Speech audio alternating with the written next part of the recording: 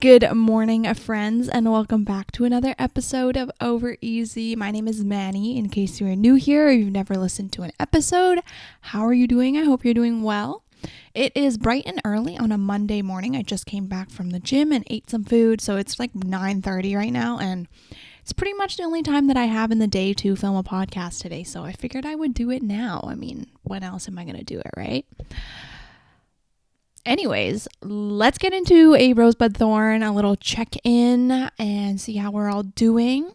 Today, my thorn is I literally, right as I started recording, I spilled water on myself. So now my leg is wet, and that's great. I'm more so upset because the pants that I was going to wear today, I think it'll be fine once it dries off, but the pants that I'm wearing are like my only not jeans, nice pants, I guess you could say. So yeah, I mean, I could switch pants later on. It's not a big deal, but I like these pants and I want to keep wearing them.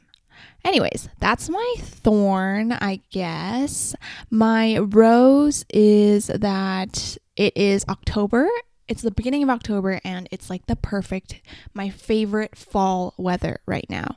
I really don't like the cold like at all. My favorite season is probably late spring, summer, and early fall, like that kind of weather, because it's still sunny. It's not raining, but it is not boiling hot. It is cold enough that you can wear some, layers, sweaters, and stuff like that. And it's just like an overall really good time. I mean, like I just imagine walking down UBC campus and it's nice and chilly. You're holding your pumpkin spice latte and the leaves are changing all the colors on Main Mall.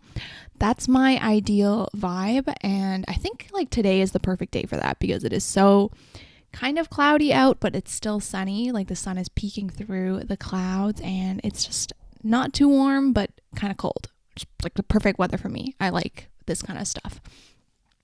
So yeah, that's my rose. Otherwise, October is actually probably a chill month, which I'm very excited about. I feel like September is always very hectic and September is just very chaotic because, you're going back to school and you have to do all these things to get ready for back to school. And there's a lot of just like out of the ordinary events because, there's icebreakers and kickstarts for clubs and stuff like that. But October is finally when you hit your groove and you're just kind of in a routine and you're just kind of chilling, living life. So I love October and November for that reason. I don't really like September because of how overwhelming it is.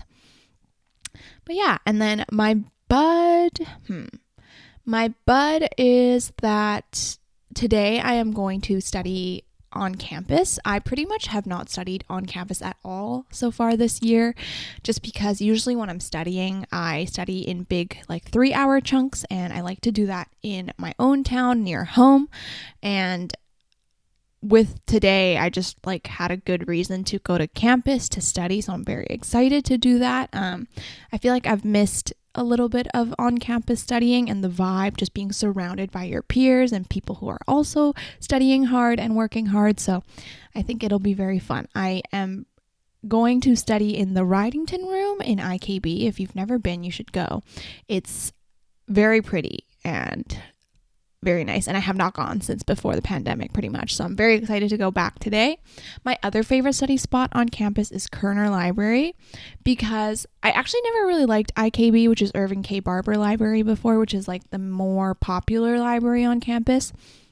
I never really liked studying there before because it used to be very loud and it wasn't even that loud. It was just not silent. It was just people were allowed to, talk quietly with their friends and stuff like that. So I really didn't like that because it was just really distracting for me when I study. When I study, I really like to not have any distractions and just listen to music. And if there's talking, it can really bother me. But apparently this year, it's a lot quieter in IKB and people aren't as chatty as before. So I feel like it'll be okay. My other previous favorite study spot was Kerner Library. Before and after the renovations, actually, it was very nice. And it was just like a super quiet place to study. And it was a very nice view of Main Mall. So yeah, that's what I'm excited for. Overall, I've had a pretty good week, I think.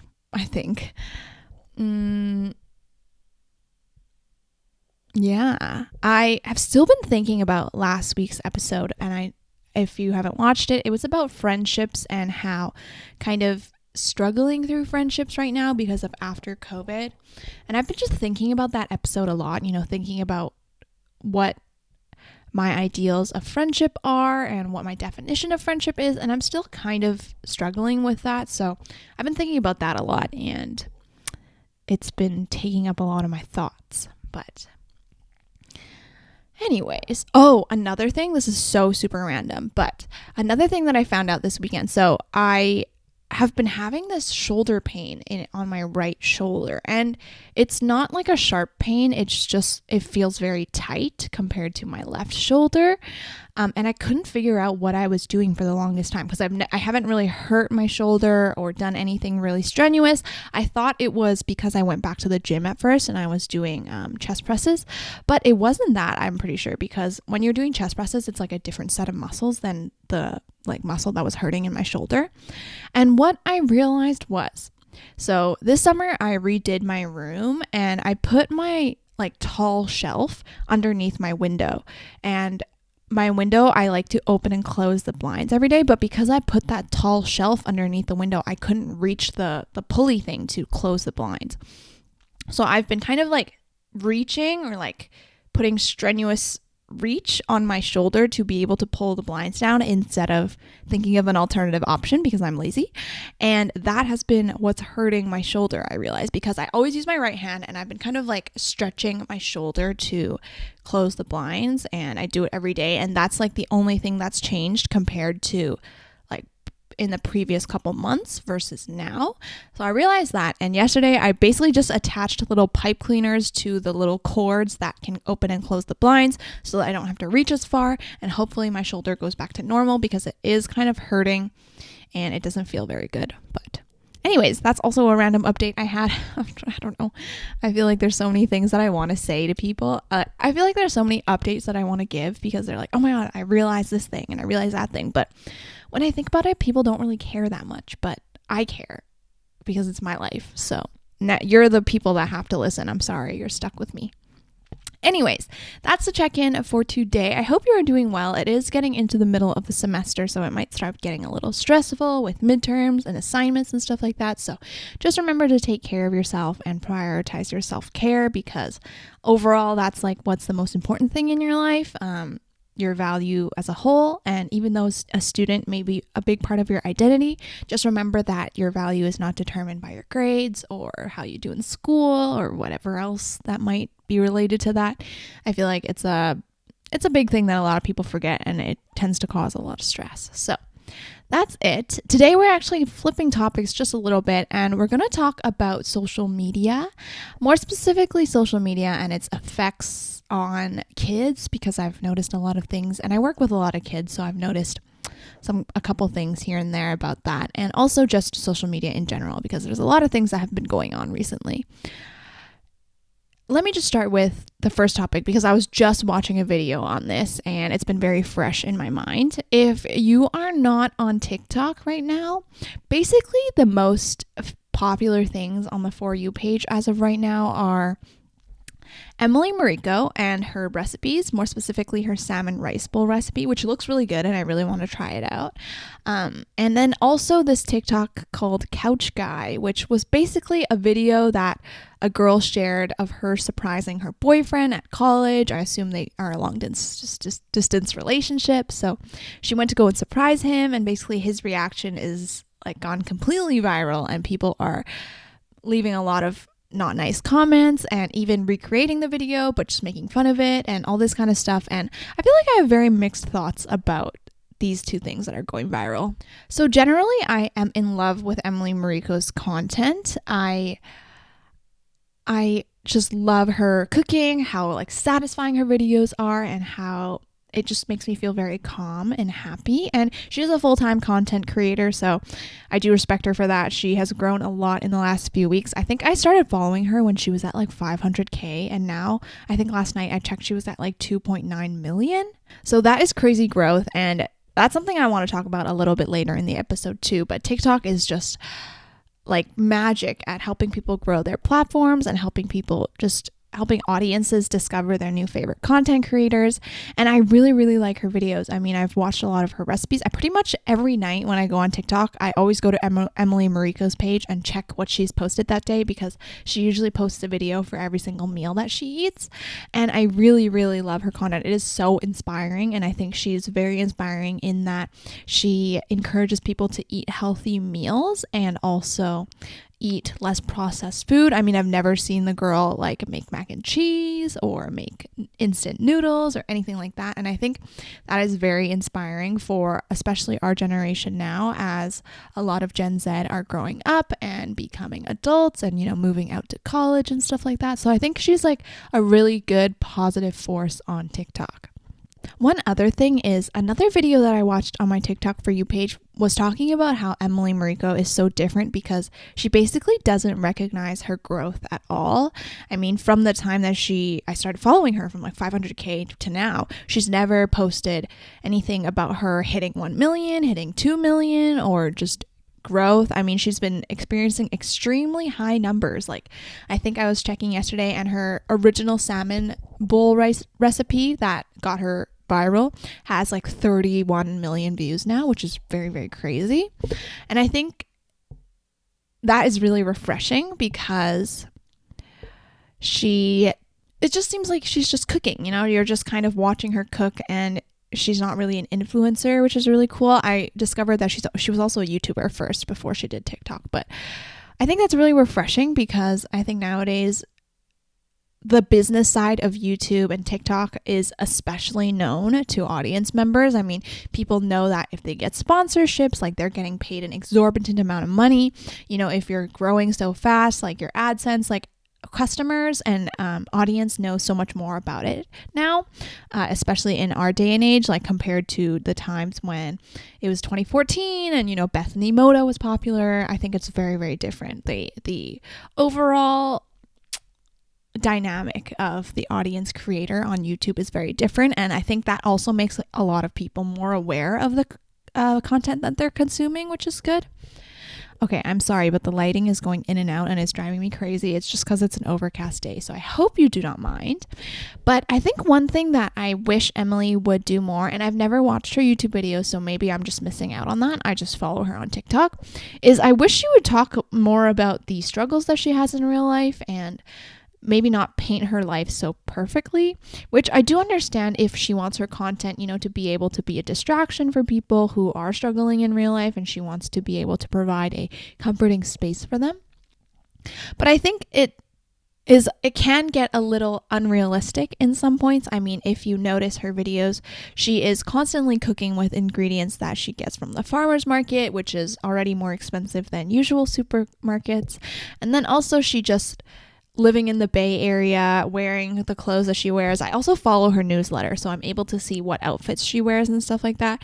Like, all the details that she provides in her newsletter just make me realize that her life is a little bit unattainable, which is something that you might not realize at first. Because just in general, her life is very expensive. Living in the Bay Area, as I said, wearing expensive clothes and shopping organic foods or just not processed foods cannot be attainable for a lot of people. So I think a lot of people need to keep in mind when watching her content that she lives a very specific and niche life. And I think that's one thing that social media does really well, is that they make you feel, content creators and people on social media make you feel like you're just like them. You know, they talk about their struggles with anxiety or mental health issues or just common first world problems. But now more than ever, there is an ever-growing gap between influencers and the common person. I mean, influencers are making easily 6 figures a year, when that might not be attainable for a lot of people, and especially a lot of kids that are watching their content. So I think it can be really harmful because you're setting your aspirations so high because you're like, oh, I want to be an influencer. Oh, I want to live just like Emily Mariko or just like Bethany Moda, whoever. But it's also really hard because a lot of kids don't know how to take in the fact that there are different factors in life that can affect your ability to attain that kind of lifestyle. So I think it is just something to remember, and that social media, while it feels like everyone is so homogenous and everyone lives such a similar life, we don't really. I mean, area affects you, especially income level, socioeconomic status, all these kinds of things. So I think that's just really important, because then when you start comparing yourself to influencers or people that you see online, it can get really harmful. And we'll talk about comparison a little bit later. But I wanted to move on to the second thing that I've been watching on TikTok a lot, which is the couch guy meme and the couch guy video. So I actually saw the couch guy original video on my For You page. I think when it was like first posted, it was quite early on before it got a lot of views. And when I watched it, I was kind of like, oh, I would not be happy if my boyfriend did not, like, if my boyfriend reacted that way, like if I was surprising him at his college and he just didn't jump up to see me right away, I wouldn't be that happy. But now that I have had a few days to think about the video and think about everything else that's been circulating on TikTok, I think a lot of people are just being unnecessary and inserting their opinion where it does not belong. I look like a ghost in this lighting.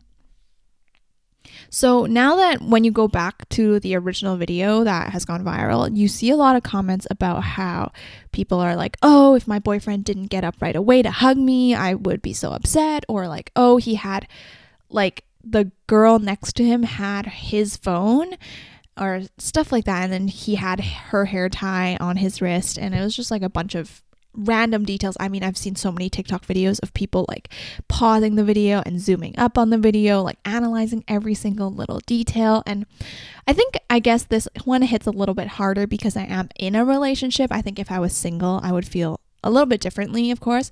But I think it is so hard to understand a relationship if you are not in it.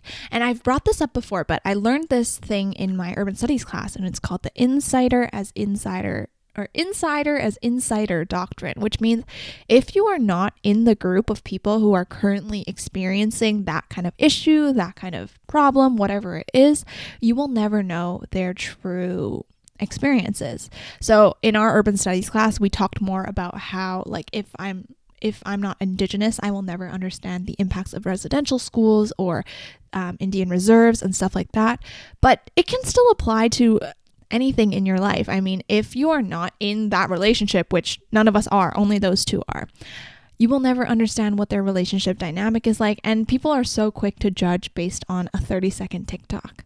I mean, even in my own relationship, when I made that podcast with my boyfriend, I feel like a lot of people made a lot of positive judgments, which was very nice. But then again, it is only 45 minutes of our day. And I think I talked about this in the episode following my episode with my boyfriend. It was that I really wanted to make sure that people weren't comparing their relationship or their whatever partner to what they saw online or to that episode of mine specifically, because I would really hate for someone to feel negatively about themselves because of some content that I made. But anyways, that TikTok video, the couch guy, I think it's really easy to put yourself in the girl's shoes and be like, what would I feel in that situation? But that is something that we've been doing wrong as TikTok audience, because I mean, the girl probably didn't even expect her video to go viral or like viral to this extent, but it's really hurtful to hear these kinds of comments. I mean, there's a lot of TikTok videos that are under the phrase, if he wanted to, he would. And now I feel like the girl, or at least if I was in her position, would constantly be doubting her relationship or even like second guess, like, oh, is he treating me right? But if your standards for a relationship are not the same as societal standards, like you don't care about your boyfriend getting you flowers or showing up to you or texting you throughout the day, like it doesn't really matter as long as you two, whatever partnership, relationship you want to have, if you two are satisfying your own needs correctly and fulfill it nicely, then who cares what other people have to say? In the end, it's your relationship. It's not the people on TikTok's relationship. Yeah. So I don't know. I was upset at first when I watched the video. I feel like I had the same reaction as everyone else, but I feel like now that it has become a meme and now that it's kind of become as popular as it has been, I feel kind of bad for those two. And I feel like if I were in that position, I would not be able to continue the relationship with my partner. I mean, I saw a recreation where someone did it with their dog, and I thought that was pretty funny, but I saw a lot of like harmful recreations, I guess you could say. All in all, I want to say is just that your needs, your life, and your standards, whether that be regarding your relationship, your academics, your goals, your dreams, whatever you want, it is solely yours. So really, you don't need to care about what other people say. And I know that's easier said than done. I feel like I am the embodiment of don't care about what people think. I mean, a lot of my friends tell me that. And I think once you learn that fact and once you truly accept it and apply it to your life, it really is so liberating. When I was in my first relationship, I was very, very dependent on the opinion of my first partner. And if there was something that he didn't like that I did, I wouldn't do it anymore. I mean, for the longest time, my first partner, my first boyfriend, he didn't like that I made content and he didn't like that I made YouTube videos. He even I remember showing him me editing a video one time and he was like, "Why are you working on that? Like, that's so dumb."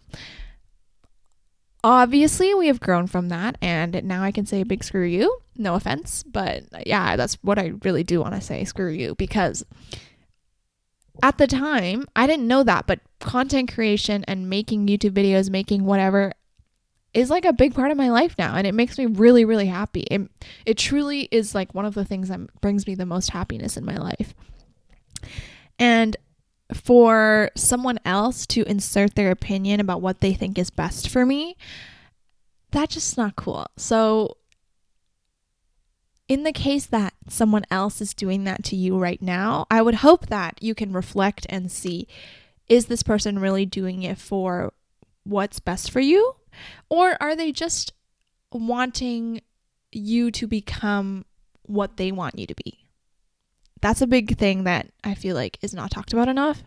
A lot of people in relationships, whatever, are like, "Oh, I can change my partner. I can make him better, blah, blah, blah." But it really is important to remember, do they want to change? Because if you are trying to change someone who doesn't want to change, like, that'll never happen. And also, are you trying to change them into who you want them to be? Or are you really trying to help them reach what they can do, their fullest potential, their greatest goals in life? Because I think sometimes that can get mixed up and it can be really harmful in the long run. Anyways, with the couch guy thing, I just wish...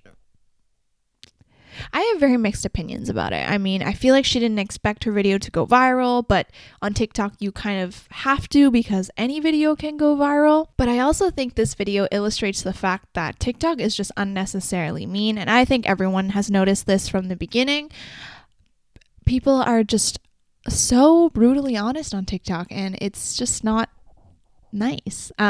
And it's okay to be honest in comments. I mean, that's totally fine. But I mean honest to the part where your opinion doesn't really help them, doesn't like criticize them constructively, and it's just hurtful to the creator. It's just, yeah, I don't know. I really don't. I think that video really illustrated TikTok's audience and demographic perfectly. Okay, update. My pants are like dry now, so I'm gonna keep wearing these pants, which I'm very surprised it dried so fast. It's only been like 25 minutes. Anyways, I wanted to continue this episode and talk about some things that I have noticed with social media and their effect on kids, because I work with a lot of kids, and also because I guess social media and its usage, like kids' usage on social media, is quite new. I think it's very interesting to learn about and also just study, because this is like totally unprecedented times with just the pandemic and also social media usage. So I think one of the biggest issues I'm not going to call it an issue. I think one of the biggest aspects of social media that I've noticed is that it forces kids to grow up very quickly. And what I mean by that is because you have these kids that are constantly looking up to influencers like Charlie D'Amelio or Lauren Gray, or what other TikTokers are there? There's Addison Rae, whoever else. Those influencers are, I don't know, it just is, there's just this some sort of social media tunnel that once you start using it and you start looking up to these people, a lot of times people are also inspired to start wearing makeup and start dressing provocatively and stuff like that. And that's totally fine. But I think the identity that kids are developing with the aid of social media is quite interesting. I mean, think about this. I watched a documentary about, or it wasn't a documentary, it was like a YouTube video that some girl posted. And she asked, like, would you know who you are without social media? And when I thought about that, I reflected for a very long time. This also made me have an existential crisis. A lot of things make me have an existential crisis, but this in particular also made me. And I think now that I have had a healthy relationship with social media and also a healthy relationship with myself, I think I'm totally fine without using social media or using social media. It's not a big part of my identity. I'm talking about using social media. Obviously, content creation is social media, but that kind of is a different aspect of it I would like to consider. In this point, I'm just talking about your consumption on social media and who you follow, what you post, and all this kind of stuff. A lot of times, social media is intertwined with the identity development that we are going throughout our teenage years, adolescence, young adulthood, and that is really scary because obviously, like I said earlier, this has never been done before. There's never really been a generation with social media so prevalent in their childhood, and I think it could have some long-term consequences towards your mental health, towards who you are as a person. It's just really scary. I think one of the big parts of why I really don't like it, or why I don't like the fact that people are developing their identity on social media, is because social media is literally just a highlight reel. People only post their best moments on social media, and you will never see people posting their bad moments, when they're crying, when they're upset about something, when their significant other and them are in a fight. I mean, people are now becoming more open nowadays, but for the most part, a lot of influencers that you see and a lot of people that just use social media in their day-to-day lives only feel like posting the good things on social media, which makes sense, right? Like, if you are trying to keep your memories online on an Instagram account, you would really only want to keep the good memories of your life, because why would you want to keep the bad ones?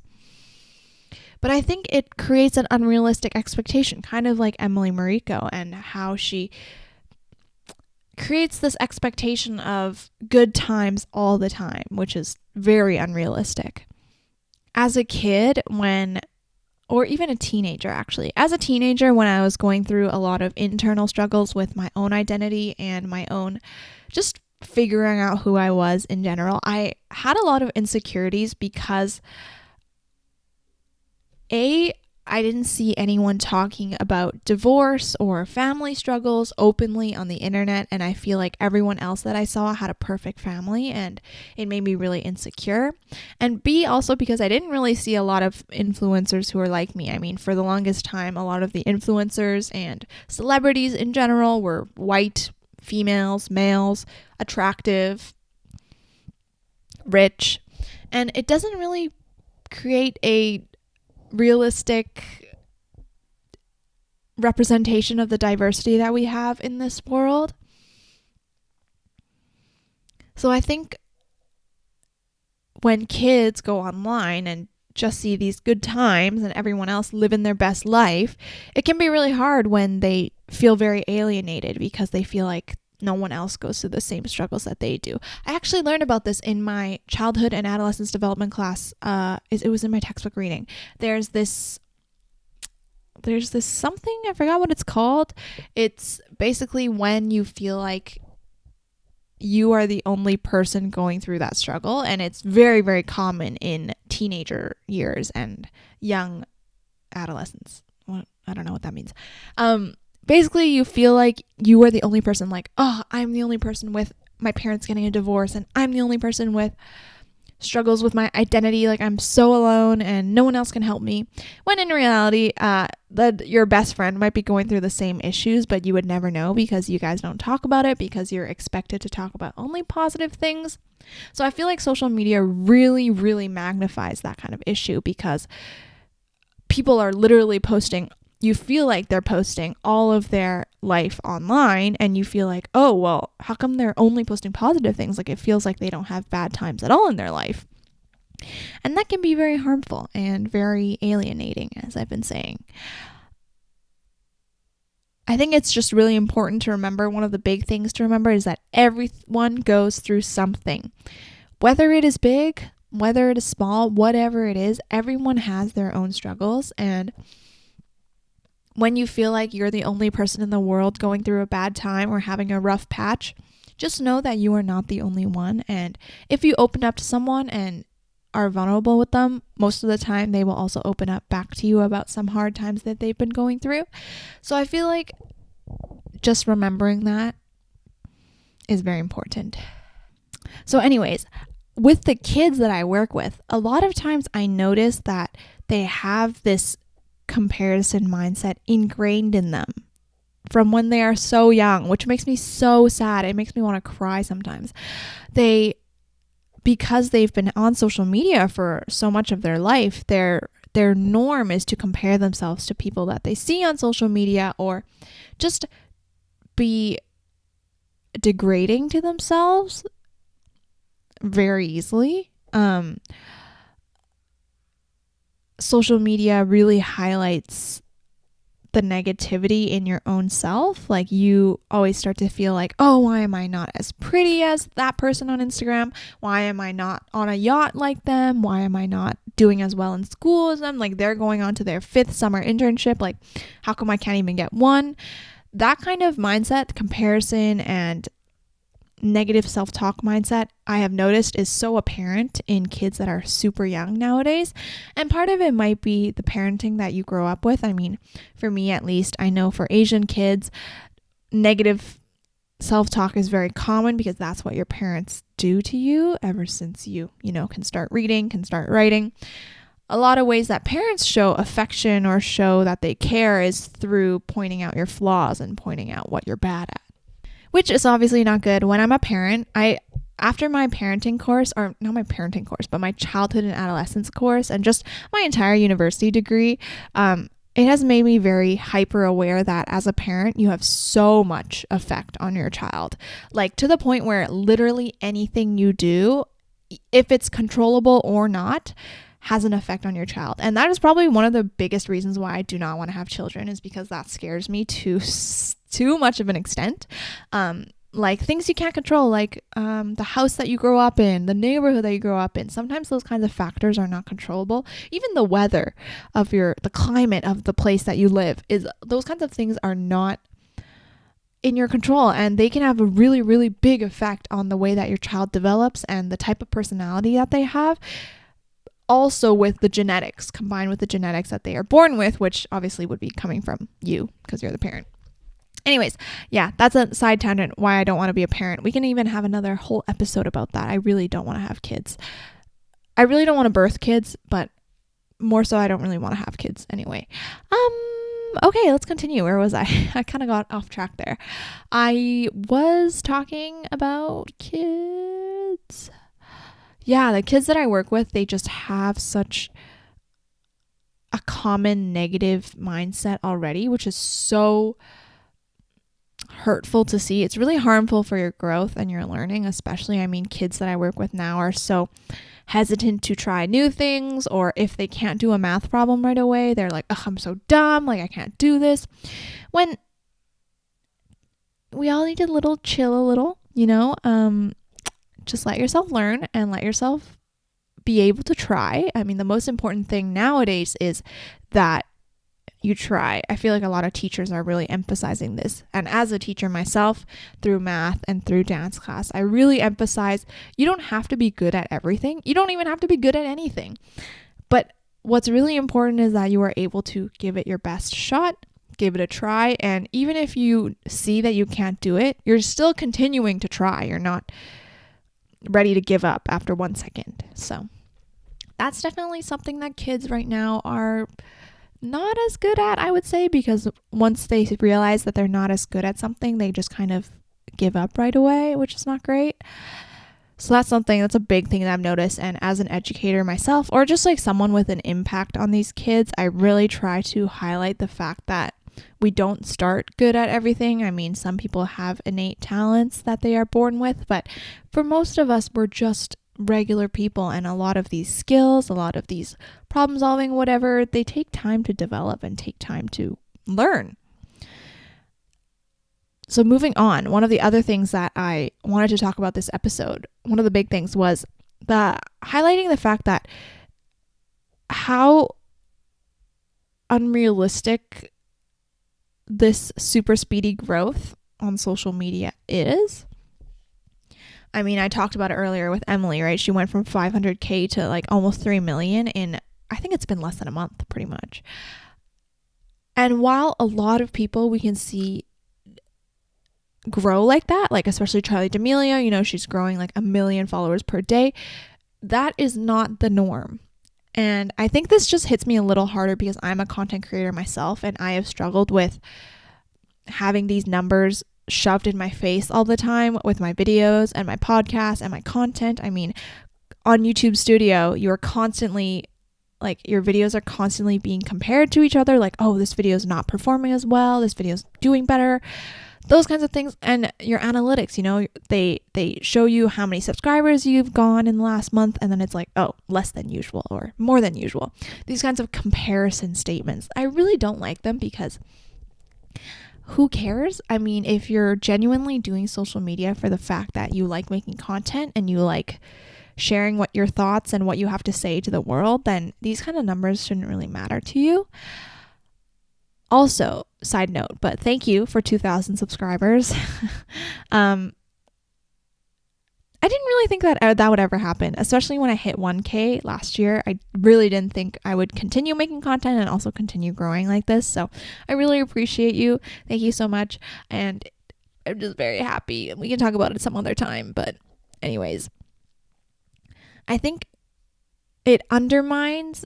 And also a big problem with our society is that influencers are, like, kids in general are just being shoved to money like so fast and so early on in their life. I mean, look at Emma Chamberlain, for example. She started her YouTube channel when she was like 16, and now she's, I think, a year younger than I am. She's like 20, and she's, like, has more money than she can imagine and like has more to do with in her life. And same with Charli D'Amelio. I haven't watched the D'Amelio show, but I've watched a few documentaries analyzing the show, and a big point that they talk about is how Charli is so pressured because she is the main breadwinner of her family, and how she feels like she cannot say no to all the opportunities she is given because of that fact, because she feels like she has to be able to provide for her family and like the tens of people who are on her team. And I feel like no kid should have to go through that struggle. One other topic that I've been delving deep into recently in my own time watching YouTube videos and stuff is family vloggers and mommy vloggers, because they use their children and exploit their children so much. I used to be a big fan of family vloggers. I used to love them so much. I would watch them daily as soon as I got home from school. So if you are still in that boat, do not worry, because I was like that too. But then I realized after watching one commentary video about it that they are really bad towards their children, and what they do is wrong. One controversy that I saw a commentary video about was this woman named Jordan Cheyenne, who had her own mommy YouTube channel thing, and she would vlog. And basically there was this one day she uploaded raw footage, so she forgot to edit her vlog. And there was this one point in the video where her kid was crying really hard because their dog was at the vet and was really, really sick, and they didn't know if the dog would make it, essentially, and the child was just really, really sad. Understandably so, because probably first pet or something. I really don't know much about that family, but I mean, as a kid, I'd be sad for sure.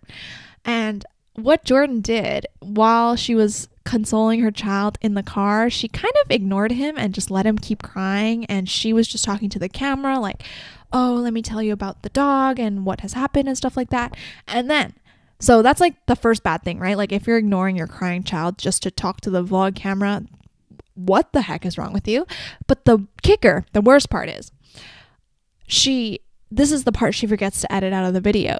At the end of her update little talking thing to the camera, she puts her camera down and like forces her kid to pose for a thumbnail while he is crying and being really sad. And she's deleted all her socials at this point, but if you're interested, you should go and like watch a commentary video about it. It is so messed up. If you see the original footage, like the kid is just bawling his eyes out, and she's just like, oh, come here a little closer. I'll pretend you look sad for the thumbnail. And the kid is like, I am sad, Mom. She's like, yeah, but just look like this. Like, put your hand on your face or whatever. Like, what the heck? That made me really heated when I watched the video for the first time, because I was so upset at how the child was being treated and just how messed up that like mommy vloggers are. And this is obviously just one circumstance, but in the daily, these kids are the main spotlight of their content, and they are not being, I don't know if these mommy vloggers have savings for them, or even then I feel like these kids should just be left alone and like just let them have a childhood. I don't know. And again, with the types of comments that are on social media, these people, a lot of people feel the need to comment on, oh, your kid is so bratty, oh, your kid is whatever, so needy, crying, whatever. Even if the kid cannot read the comments at that time, if they in the future can, and they're a teenager or whatever, and they look back on that comments, what are they to do? It's probably going to be so hurtful to them. And to know that your most vulnerable moments are posted online without your consent. I mean, I used to watch a family vlogger channel, and they would post about their kids' potty training and stuff like that. To know that stuff is online without your consent, and it's been there for years at that point, it can be really harmful, I assume, to these kids. And I think there's just too many long-term consequences to justify this kind of content. I mean, obviously, yeah, when you're a kid, your parents take or make consent for you, like they consent on your behalf because you're not old enough to understand. But I think we should reconsider the types of content and the monetization policies that we have for content surrounding children. And also, don't let your parents decide when they are making money and receiving benefits on your behalf. On the child's behalf, I mean, I don't know. So that topic makes me really heated. I think it is so messed up. That's all I want to say. It's just so messed up. And yeah, I no longer support people who vlog their children or vlog their families, just because, you know, you have to be careful as a consumer. Like when you're shopping, your money tells them where the decisions go. When you're watching YouTube content or any content in general, the time that you spend watching it tells YouTube where their money and advertising efforts should go. So if you don't want a type of content to be put out into the world, you should stop watching it yourself. Even if you're watching it out of like, oh, I don't like their content, but I just want to see what they're up to. Try not to do that, because it can push out the videos in the wrong way. I mean, YouTube doesn't know if you're watching it for fun or for not fun. So they just think, oh, another click, oh, another view. They're going to push out that video more into the algorithm. So try not to watch that kind of content. I mean, the algorithm is a